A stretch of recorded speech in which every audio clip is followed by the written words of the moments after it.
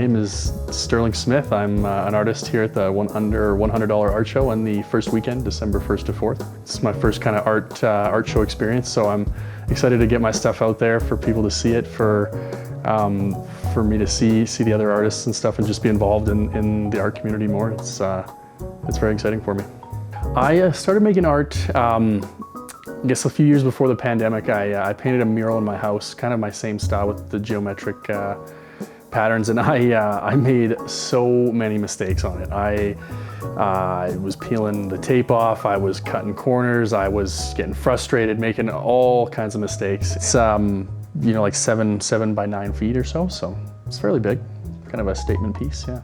There was no issue in the end. It all worked out, and I made all the corrections and took a bit of extra time here and there and did what I needed to, but yeah, definitely learned a lot. Ever since that day, or that mural I should say, I've just been on the hunt for cleaner lines, for sharper angles, for brighter, more contrasting colors. It's been kind of the driving force behind my work now. And I've kind of come to learn that the imperfections are what makes it perfect, or what makes it a beautiful piece. So yeah, I guess that's been another learning life lesson, I guess, from this, is imperfection kind of makes it perfect in a way.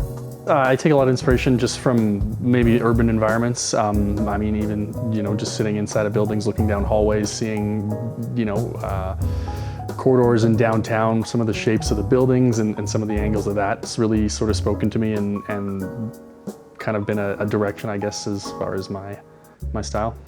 A lot of prep work, you know, measure 3 to 5 times before you cut once kind of thing. You know, lots of guess and test, I guess, as well. I do usually just try to start a small test canvas before I go into some of these bigger pieces, and a lot of, like I kind of mentioned, a lot of failed attempts at the clean lines, so I've learned a lot from that, and just continue pushing forward. The shapes, I can't say that there's a specific thought behind the shapes. I kind of like the square, sharper angles, you know, 90-degree kind of angles and stuff like that.